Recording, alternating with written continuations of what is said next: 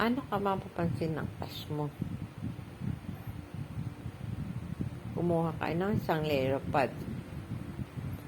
Tapos, sulat mo ang kanyang name, middle name, at saka surname.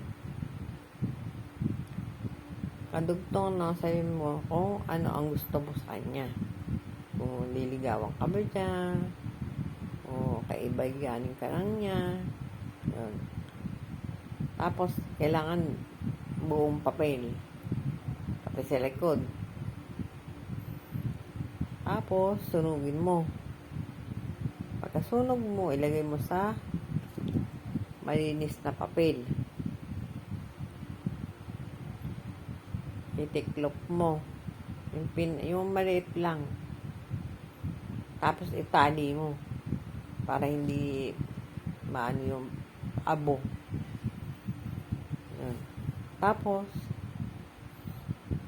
paggagabi, dasalan mo. Kung ano nilagay mo doon sa papel, hindi na sabihin mo. Sabi mo, yung name niya, tapos sabi mo kung liligawan ka niya, o ano, yun, 3 beses. Sa unang beses, itapikin mo yung unan. Ibaligtarin mo.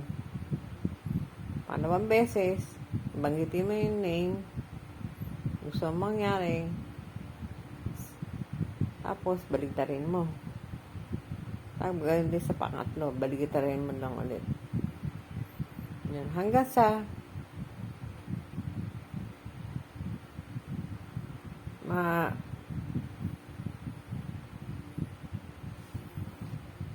sa malalaman mo lang nililigawan ka niya. O kaya, pansin ka na niya. Minsan, lagay mo yung o kaya, kung may picture ka, yun ang ilagay mo sa unan mo. Sabihin mo. Pero mas mainam ang sinunog mo ang papel.